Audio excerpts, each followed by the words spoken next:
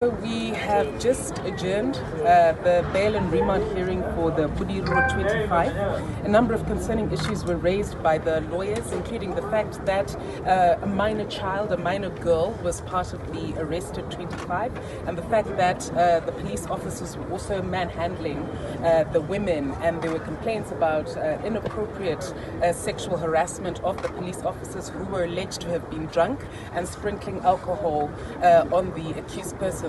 What this demonstrates beyond any doubt is that there is nothing legal about this arrest. It's an arrest that was calculated to politically persecute our members. We all know that this was an internal meeting to which the Maintenance of Peace and Order Act simply does not apply. It was not open to members of the public, and yet we see 4 police lorries storming the home of a private citizen. That's simply unconstitutional, and that's going to be the basis upon which the remand and the bail application are opposed. We want to emphasize that as the CCC, we are continuing to see an escalation of political violence by ZANU-PF. We saw what happened in Murewa last week.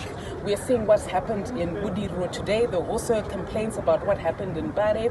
We also saw what happened in Nsize and Matoho, all across the country, Chirumanzu, Gutu, Berengwa, almost every province. In fact, every province of the country, we are seeing these escalated incidents of violence. We've said we want elections, we don't want war.